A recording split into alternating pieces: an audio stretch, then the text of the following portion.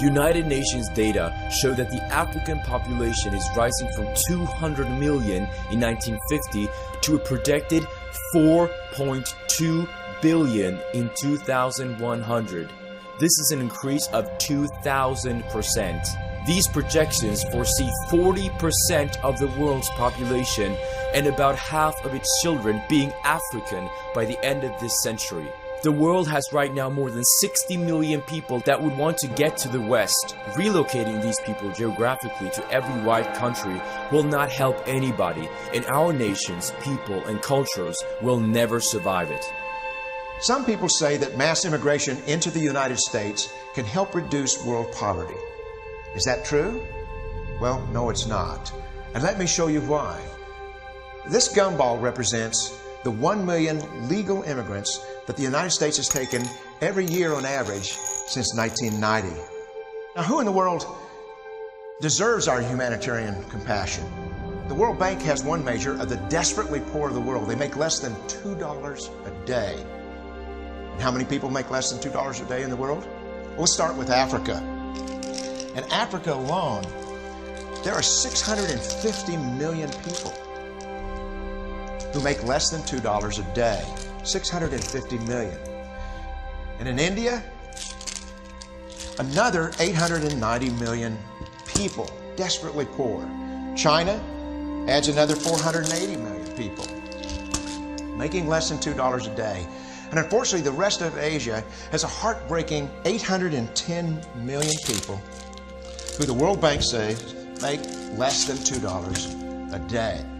And finally, there's 105 million of Latin America's population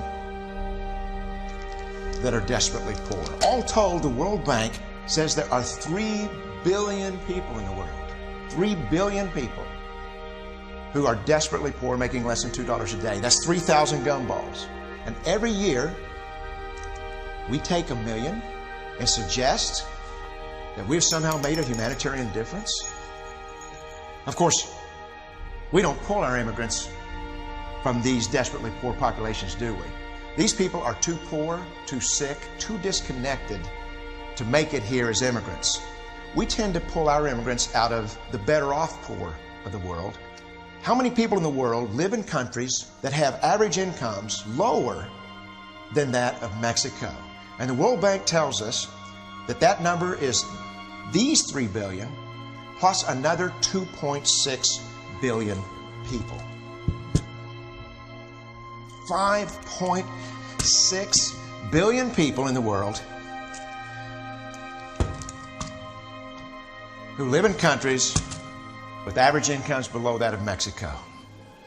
That's 5,600 gumballs. And so what is it that the elites are telling us? They're telling us that when we take this 1 million immigrants,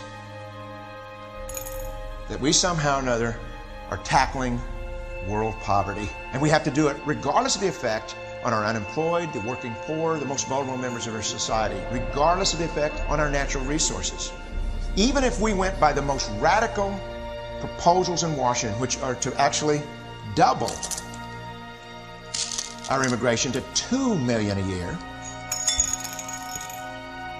which would totally overwhelm our physical, natural, and social infrastructures, we couldn't make a noticeable difference. And we may be really hurting the impoverished people of the world because the million that we do take are among the most energetic, often the better educated, certainly the most dissatisfied people that if they did not immigrate would be the agents for change to improve the lot of all the people in these countries. The true heroes in the global humanitarian field are the people in these countries who have the wherewithal to immigrate to another country, but instead stay in their countries to apply their skills to help their fellow countrymen. Unfortunately, our immigration system tends to entice these very type of people to abandon their countrymen. The impossibility of making even a dent is actually worse than it looks here, because last year, when we took 1 million immigrants, these countries added, births over deaths, 80 million more people into the impoverished population. And And this year, Congress is bringing in 1 million legal immigrants. And this year, according to the United Nations, these countries are expected to add another 80 million people. And next year, you can be quite sure that Congress, unless stopped by the American voters, will bring in another 1 million immigrants. And these countries, unfortunately, will be adding another 80 million people into these impoverished nations. We could take 5 million a year, but we'd never get ahead of what's happening in these countries. Not in this century. Don't you see?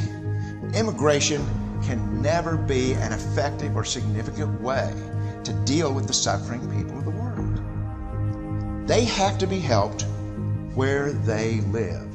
99.9% of them will never be able to immigrate to a rich country. There's no hope for that. They have to bloom where they're planted. The only place that 99.9% of these people can be helped is where they live. Let's help them there.